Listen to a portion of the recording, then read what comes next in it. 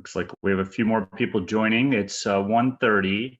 I'm going to give, just make sure that the people that just joined have a minute to make sure they have their Zoom all set up properly. I'll get started in about 1 or 2 minutes.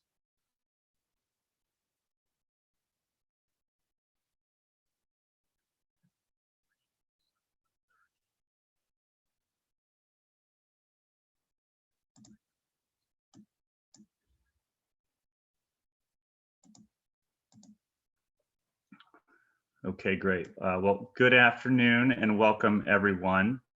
I appreciate you taking the time to participate today. Today we'll be going through Wealth Factor's RiskSmart Investment Philosophy. Before I get too far in, a few words for compliance purposes, which I'll read. This call is for informational purposes only and may be recorded. Statements made during this call are the opinions of the speaker and are subject to risk and uncertainty, some of which are significant in scope and by their very nature beyond the control of Wealth Factor. There can be no assurance that such statements will prove to be accurate, and actual results in future events could differ in a material way from said statements. Historical results are not necessarily indicative of future performance. So my name is Bill Woodruff, and for those of you who don't know me or don't know me as well, I've spent just over 20 years investing. I graduated from the University of Portland with a degree in finance, have a broad and diverse investment career experience set that includes trading for a hedge fund, doing portfolio management in a variety of capacities, investment manager research and due diligence.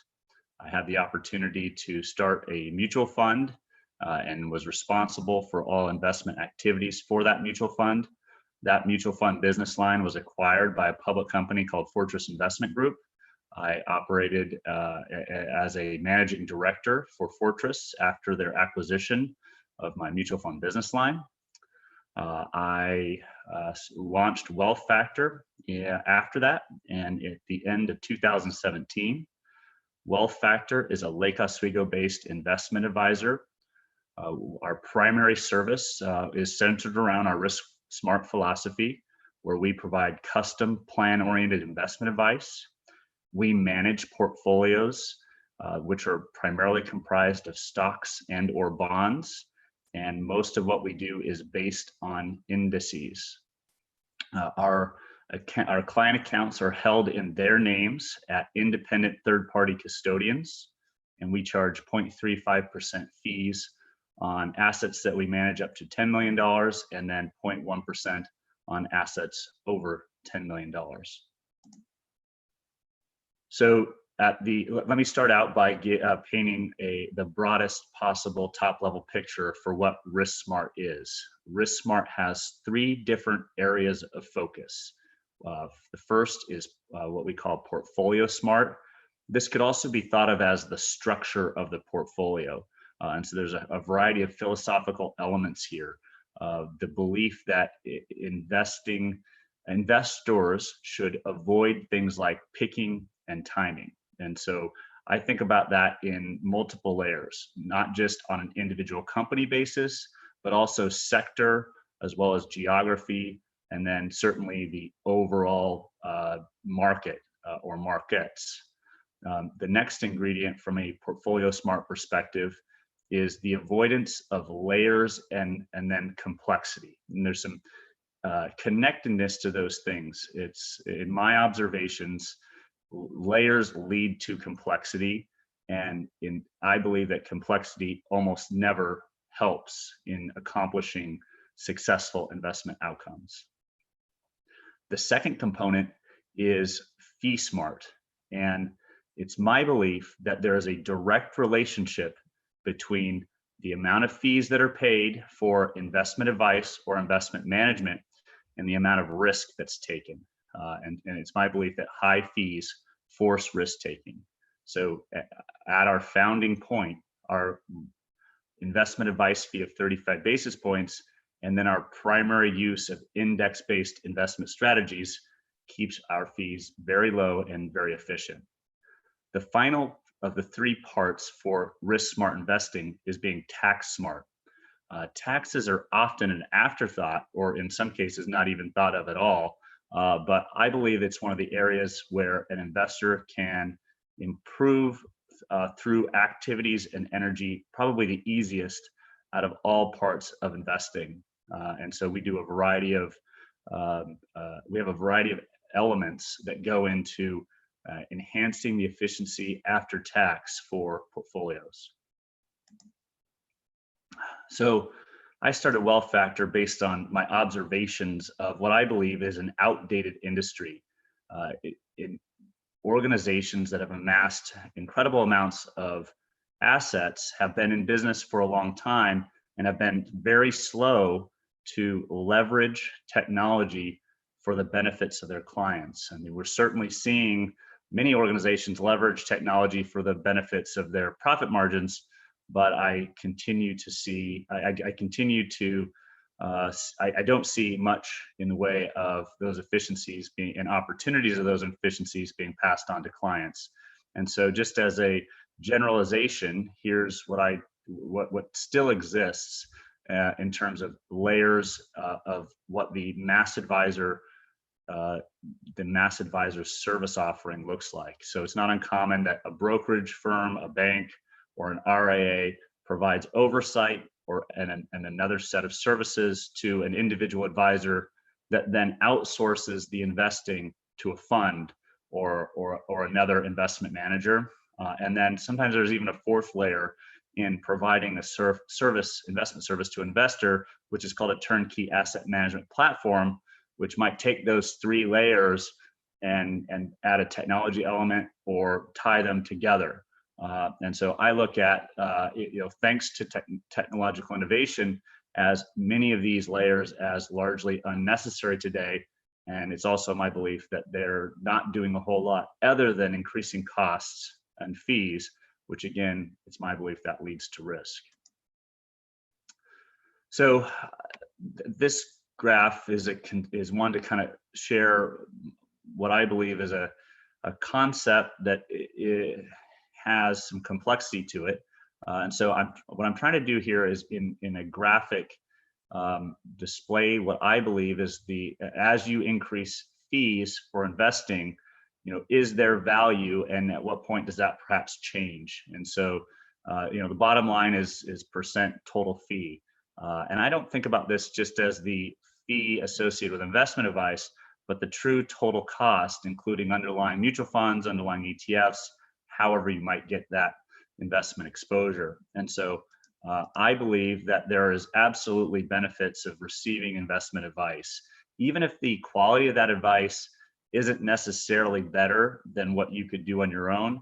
Having a disciplined and consistent steward to implement on your behalf an investment plan likely reduces the potential for emotion-linked mistakes, which we're all human, and those are very much real in investing. And so I believe that very quickly those benefits start to be outweighed by the negatives associated with high fees.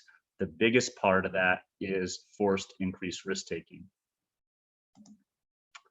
So to dig a little deeper, the first element I'll talk about is the fee smart element, or fee efficiency. And so I believe the biggest mistake an investor can make is to pay somebody 1% to then pick funds. And it probably even gets worse if they're both picking those funds and timing those funds. So you end up with what is a very expensive structure. And so one, that's going to cost a lot of money in fees over time, but two, which will likely degrade on performance. But two, and the concept that I've introduced is this idea of increased forced risk taking. And so this is an example that illustrates why that exists. And so as of a few days ago, the 10-year treasury yield. So if we're talking about fixed income, is a little simpler. Fixed income yields a little bit simpler to conceptualize. So I'm going to use it as an example, but it holds true across most investments and most asset classes. So if we look at fixed income, arguably the safest area of fixed income is treasuries. And if you want to minimize risk, that's where you would look from a fixed income perspective. Today, or not today, sorry, April 20th, the yield was 0.63% on the 10-year Treasury.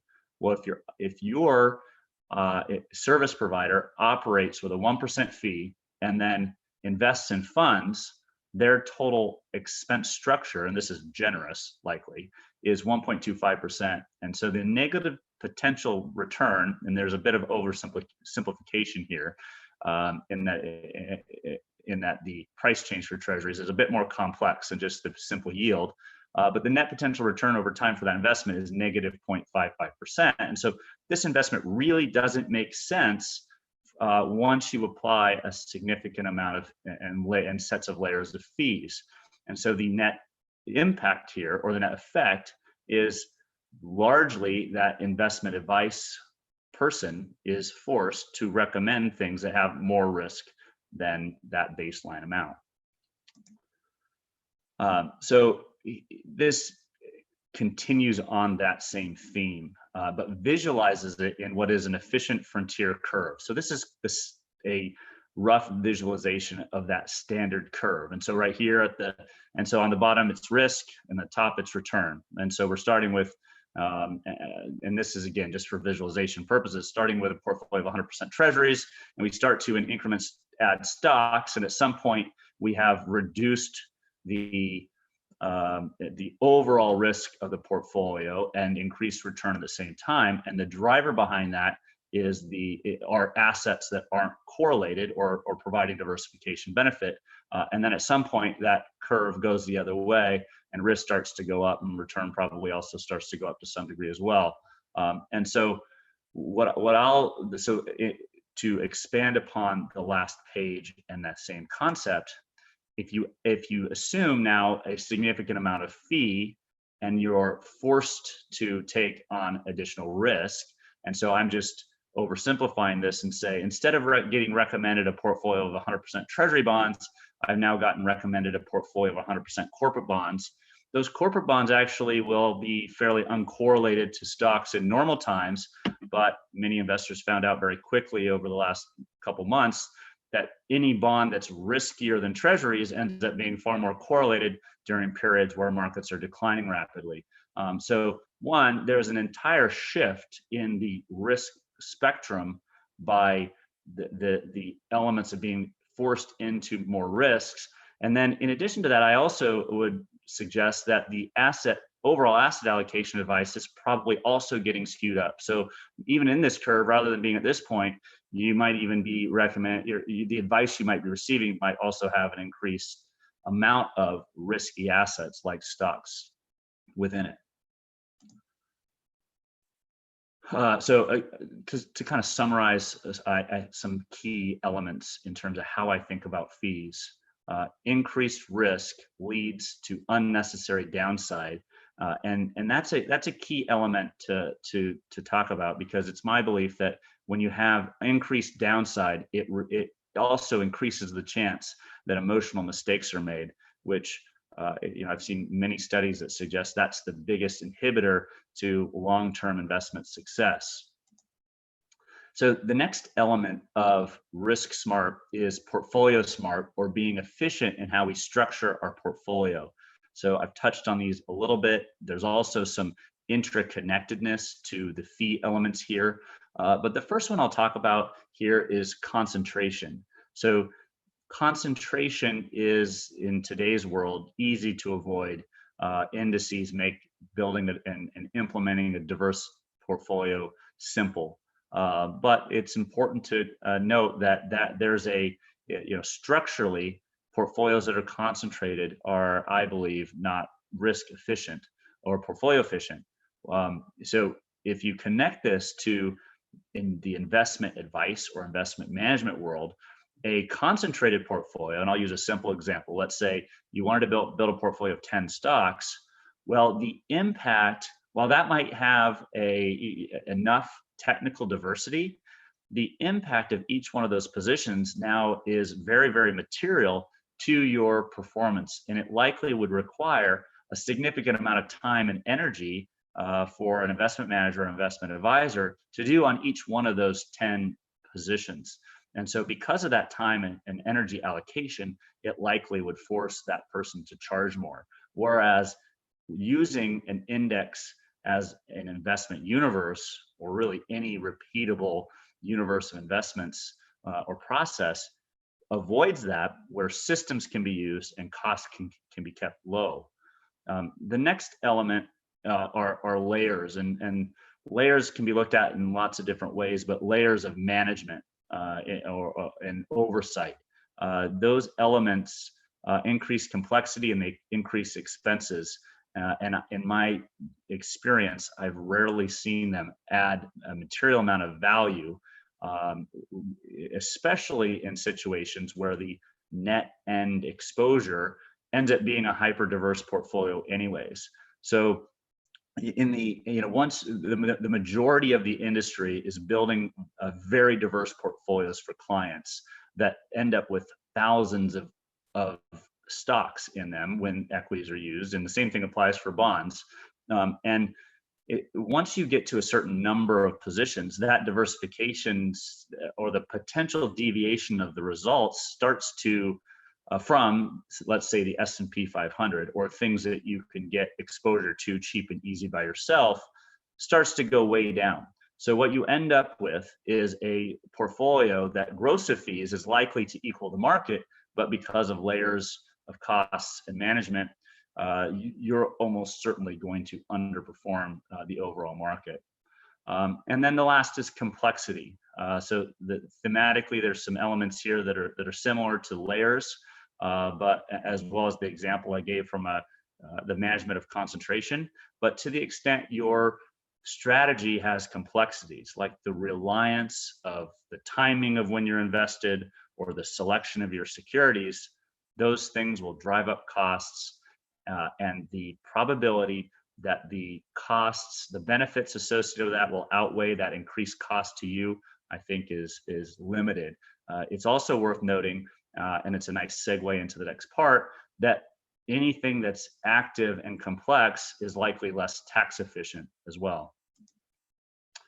So tax efficiency is, again, I think often overlooked and certainly underappreciated, but I think it's one of the largest areas where a positive difference can be made. And technological innovation is a big reason for this. And so the example that I'll share here is when if you're an investor and you have a choice between owning a fund, an index fund that has, in my example, I gave 400 stocks. I suppose the S&P 500 might have been a more generic example, but for the sake of being consistent with my slide, let's say you have a fund that has an index that has 400 stocks in it. Well, if you own that, you now have one tax decision. You either sell it or you don't sell it. Technology today makes it possible for much smaller portfolio sizes to go out and buy those 400 positions. And there's a couple of really important ingredients here. One is commission costs. Buying 400, transacting 400 times is likely 400 different commissions. Well, commissions are approaching zero. And in some cases, they are zero. I would recommend strongly that investors of any material size avoid execution where commissions actually are zero, because in the execution world, there's all sorts of ways for brokers to make money around execution, and that execution can be far more valuable. The execution quality far more impactful than the difference between a cheap commission and a free commission. And the second element here is execution algorithms. And so, really, in order to make to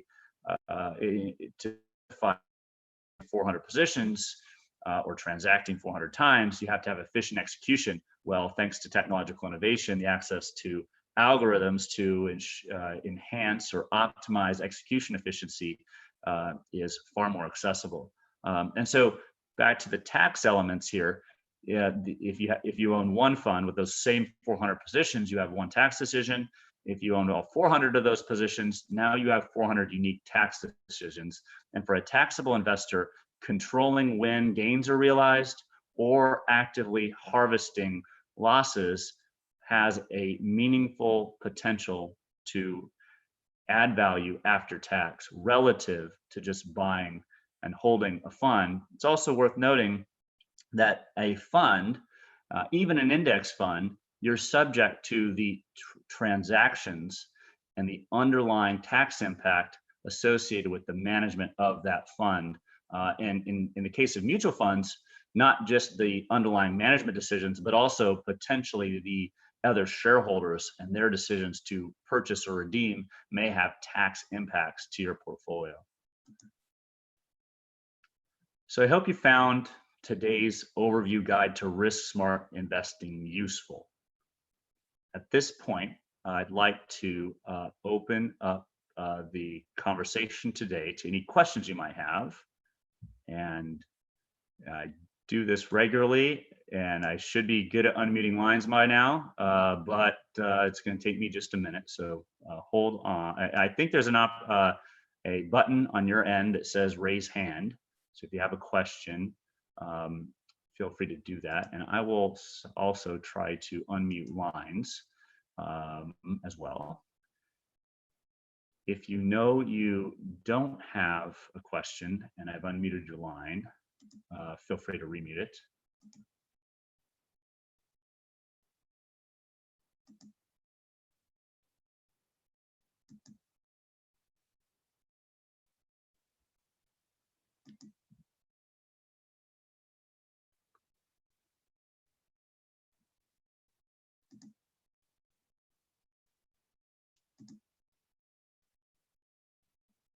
Okay, I think everybody's unmuted right now. So if there are any questions, I'm happy to answer.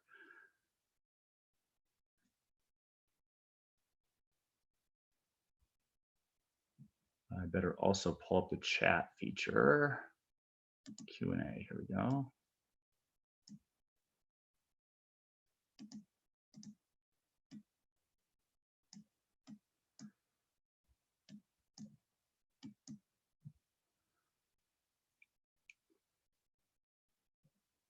I will assume by perhaps the prolonged silence that there are no questions. Hopefully that's a safe assumption. If you're trying to ask a question and I simply have missed your attempts, please feel free to call me at the number there. I'm happy to try to answer your questions directly or send me an email. But appreciate your time this afternoon, and don't hesitate to reach out if I can be of assistance.